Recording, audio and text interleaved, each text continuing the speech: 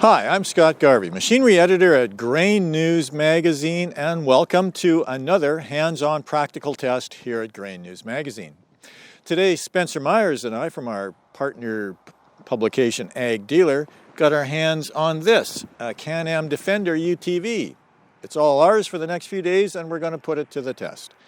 We'll test out its features, see how it handles and performs in the snow in the countryside here and at the farm, and we'll let you know what we think of it.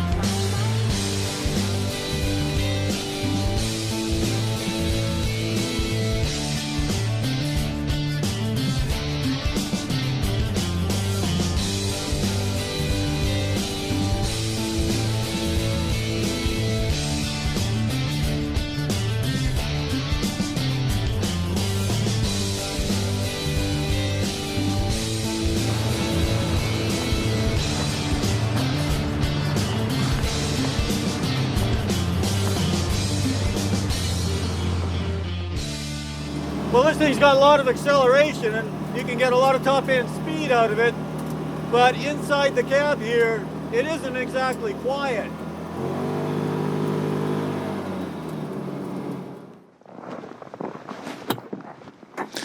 Inside, this cab is pretty comfortable. Seating for three, well-appointed seating, and there's lots of storage space. Got a glove compartment here on the dashboard. Can also be taken out. Lock it back into place. Lift the passenger seat, and there's another storage compartment, and it can be taken out too.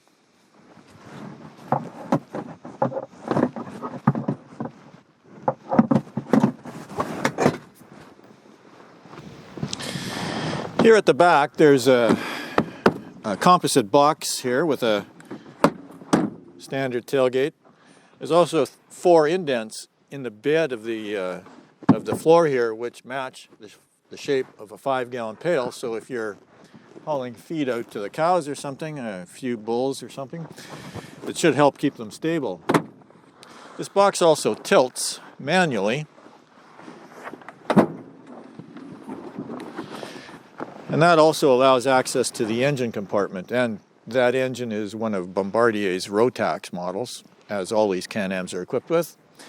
And our model came equipped with a headache rack protector here to keep the back window of the cab safe. So it's been a couple of weeks. BRP contacted us, asked us what we'd like in terms of specifications and options on this model, and they built this specifically for us to test. And we've had it now out several times. We've had a variety of judges sit behind the wheel, take it into a variety of different conditions. We've tested its top end for speed, we've towed trailers, and done a variety of things that it would do on a farm. What did we think? Well, 3 years ago, when we did the Grainews UTV challenge, the Defender scored really highly and was well liked by all the judges. And this updated version of that model we tested a few years ago is no exception to that rule. It was well liked by everyone who drove it. Of course, we've got a couple of things we can nitpick on it. So the model that Can-Am has sent us to test is equipped not only with a rear receiver hitch, but a front receiver hitch as well, so you can pull from both ends. We have had this on a trailer, and the V-twin Rotax engine that this model is equipped with, the largest engine available in the model line, has a lot of power, and there's no problem not only getting this down the road really quickly, but also to pull something behind.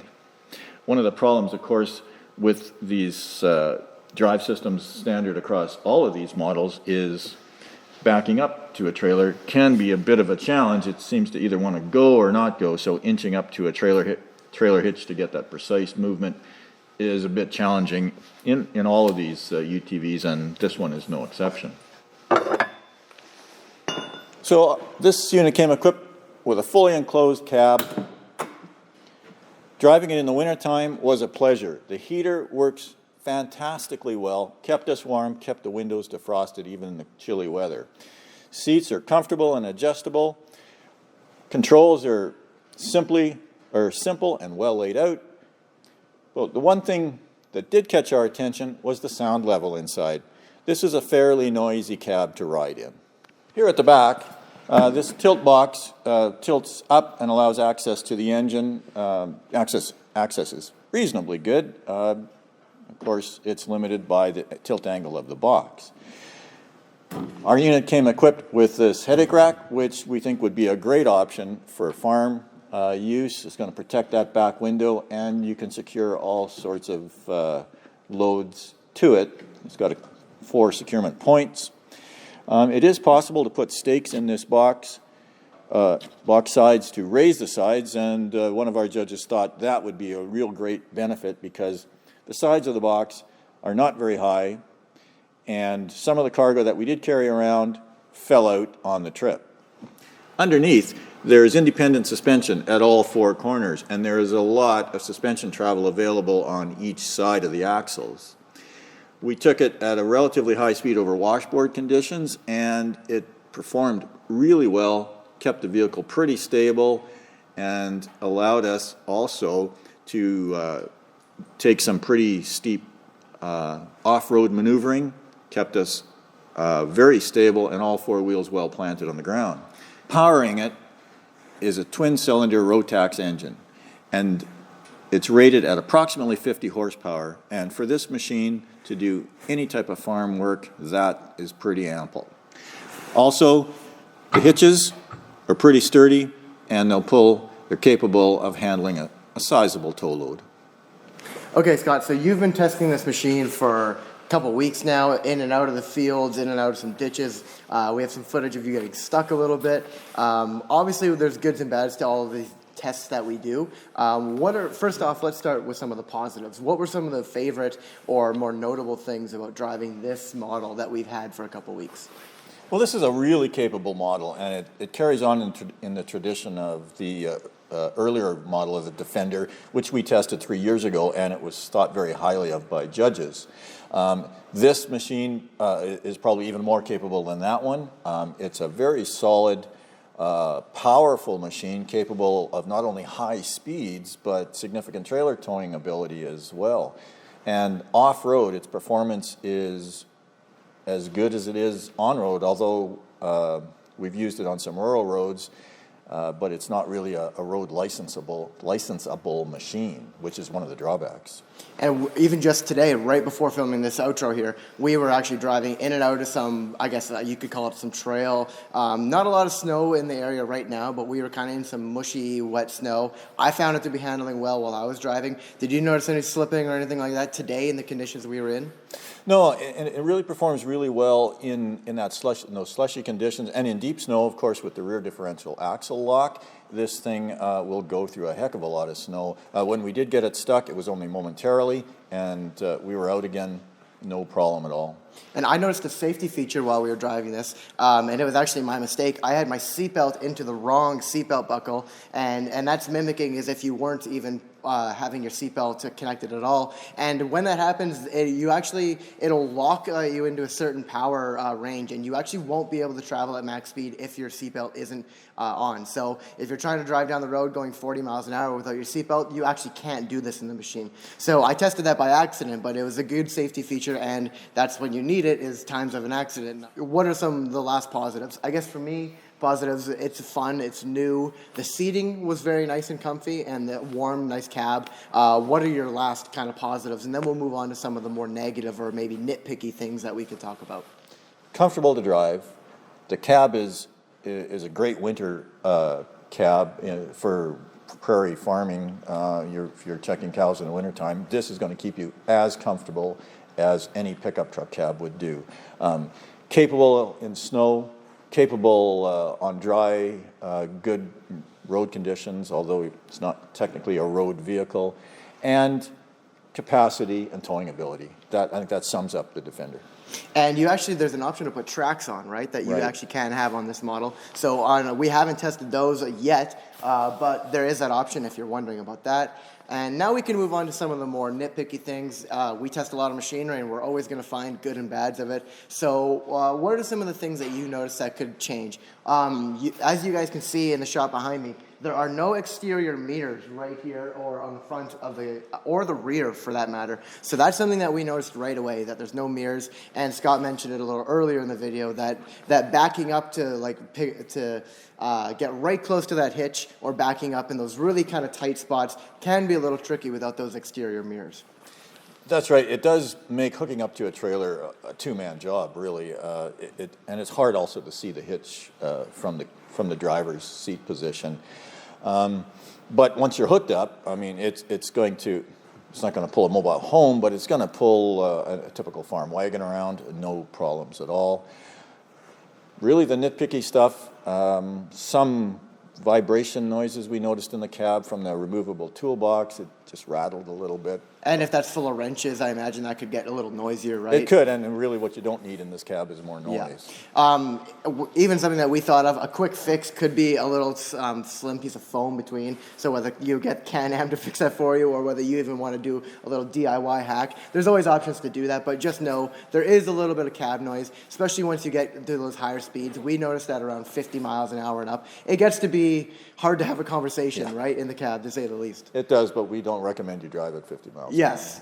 So as far as the negatives, probably the biggest one is purchase price. When you're talking in the high $20,000 range, you're almost in pickup truck territory here, or at least used pickup truck territory, and that's probably one of the biggest drawbacks. But if you have a use for this machine, if you can get that use out of it without needing to be driving it to town to get the mail or something, this machine is going to do a lot for you, and it probably earn its keep.